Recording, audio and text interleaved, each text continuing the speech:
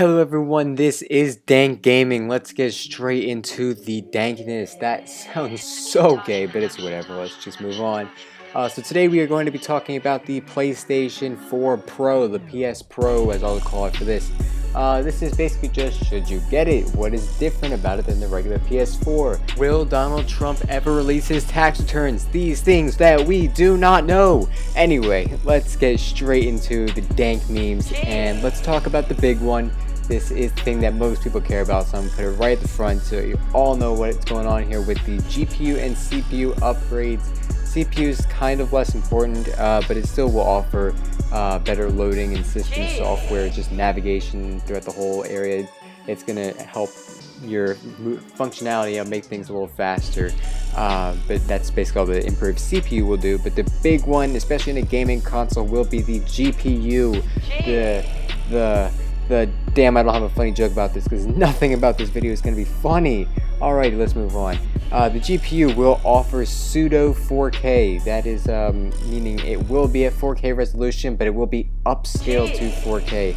We'll be rocking a native, and if you don't know what native means in this kind of situation, it just means it's not rendering actual 4K. It's rendering about 1080p or somewhere around there. It's probably going to be 1080p for this console, and then just making the picture bigger and more resolution to it so that it will come out as 4K. If you don't care about 4K, this doesn't really matter to you. If you do care about 4K and you're one of the graphics bitches, then this is kind of good, I guess. It is important to note that the Scorpio is promising native 4K at 60 FPS. This will probably only rock 4K at around 30. That's my guess for most games. There are going to be some games that do have native 4K, but they won't be like your big intensive ones, like the Horizon Zero Dawn, or like probably Mass Effect won't have something. Like the smaller indie games probably have native 4K.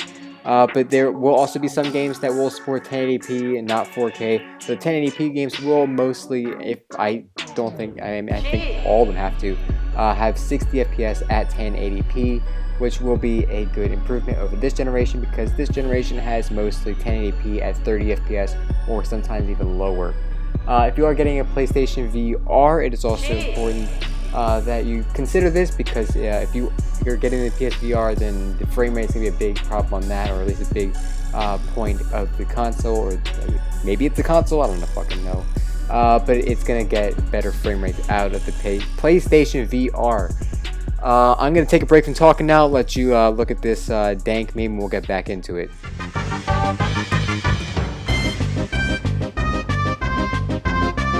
Okay, thank you for looking at that.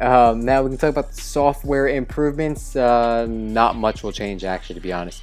There will be a Pro Enhanced mode on some games to improve textures and frame rates. It's kind of going back to GPU, but that's it. It's going to be like a software thing that I'll look for. And if you want to know if the game has Pro Enhanced features, look on the back of the case. It will say whether Pro Enhanced is supported or not.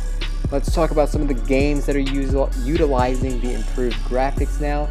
This isn't all of them, this is just the ones that I consider to be highlights. You can look up a full list of yourself, but these are the ones that I find to be the best. I don't play all these games, but that doesn't matter. Starting off, let's go with Dishonored 2, then Final Fantasy 15, For Honor, Horizon Zero Dawn, Infinite Warfare. Don't care about that one as much, but the good news is COD 4 Remaster will have better graphics on this. Mass Effect Andromeda, Last of Us, Uncharted 4, and Watch Dogs 2. If you care about any of those games, you want those games to look as sexy as they can on a console at least, this is the console to go for, at least in terms of a dedicated upscaling, dedicated graphics upgrade. And let's talk about, finally, for the last little bit here, just some of these smaller changes. Something that I do appreciate, it will start at 1 terabyte for the storage, which is nice to see that they're not going to blow you off by giving you only 500 gigabytes for starting. That's what all the last generation consoles have done. This is the new trend, I think, so 1 terabyte is nice to see. There won't be a 4K Blu-ray player, which the Xbox One S and I assume the Scorpio will have. Kind of ironic, but not many people, I don't think, really watch 4K Blu-ray, so for most people this won't matter, but if you are one of those people, just keep that in mind. It will also be thicker than the regular PS4 and much thicker than the new PS4 Slim. So if you're tight on space, keep that in mind. And lastly, the new DualShock 4 will have one more light to the touchpad, because fuck it, right? Anyway, thank you for sitting through probably about 5 minutes of me just rambling on. I want to thank you for watching this. Go check out some of my other videos. There have been cards throughout the entire video if you did not notice. Those are some of my favorite videos on this channel recently. Thank you for watching once again, and I will see you all later. Peace.